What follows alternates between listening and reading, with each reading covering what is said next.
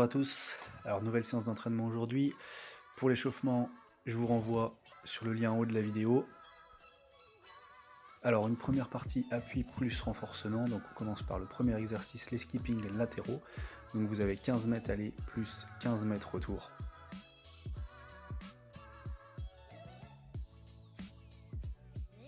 Ensuite, step up, 6 répétitions par jambe. L'appui est bien en plante de pied sur la jambe avant, qui est surélevée. D'accord, on monte bien le genou opposé en relevant la pointe de pied. Et on tient l'équilibre une petite seconde dans la position haute.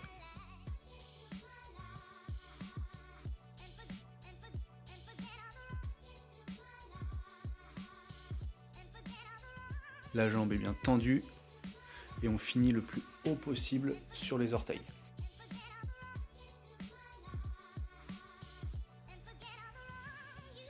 Donc step up, 6 répétitions par jambe. Donc pour le circuit appui plus renforcement, là vous aurez à faire 3 tours de ce circuit où vous allez prendre 2 minutes de récupération entre chaque tour. Ensuite, vous allez faire un C-skip, donc tout simplement le genou va une fois devant, une fois sur le côté, vous restez bien les épaules et le bassin orientés vers l'avant, d'accord? Votre bassin ou vos épaules ne doivent pas pivoter sur le côté, et on est bien jambes tendues quand la jambe arrive au sol, ok? On pense bien à l'action des bras pour suivre l'action des jambes. Ensuite, tout simplement, vous pouvez faire des rebonds pieds joints, donc vous pouvez en faire 20. Si vous avez une corde à sauter, vous pouvez faire 40 rebonds sur place avec votre corde à sauter, toujours jambes tendues au sol. Ensuite, un petit peu de travail de gainage, donc une position jambes tendues, le haut du dos décollé un tout petit peu du sol, le bas du dos complètement enfoncé dans le sol, on rentre le ventre et on tient cette position 20 secondes.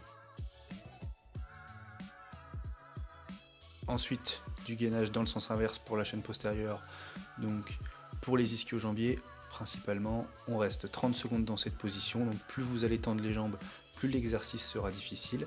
Si vous voulez rendre l'exercice un peu plus facile, vous pouvez fléchir les jambes un peu plus, et également poser les mains au sol. On garde bien le bassin en rétroversion et les abdos contractés pendant tout l'exercice. 30 secondes de maintien.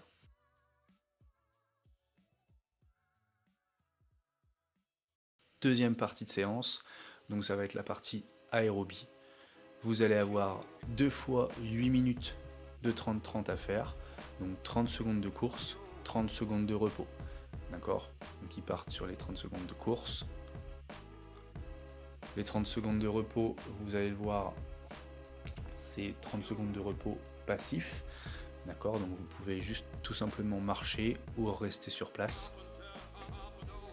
Si vous faites la séance sur la piste, je vous conseille de faire l'exercice en aller-retour comme dans la vidéo. Ça vous permettra de travailler les virages dans les deux sens pour équilibrer. Si vous faites la séance à l'extérieur, pas forcément sur une piste, vous pouvez faire comme vous voulez, mais les 30 secondes de repos sont bien 30 secondes passifs, donc au maximum, on marche. Donc là, vous voyez, ils font le retour. Pour la course, les 30 secondes de course, je vous conseille d'être un maximum relâché. D'accord, vous avez 16 minutes de travail en tout, 2 fois 8 minutes avec 5 minutes de récup entre les deux. Mais soyez un maximum relâché pour que l'effort ne soit pas hyper difficile pour l'instant. On est toujours sur la phase de reprise.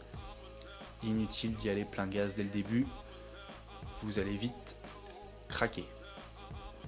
L'idéal sur ce genre d'exercice, je vous rappelle, c'est d'avoir la même allure sur toutes les courses. Donc les 2-3 premières courses, on trouve un petit peu son rythme et après on essaye d'avoir la même allure. C'est pour ça qu'il ne faut pas partir trop vite, sinon on risque de beaucoup diminuer en performance au fur et à mesure des séries.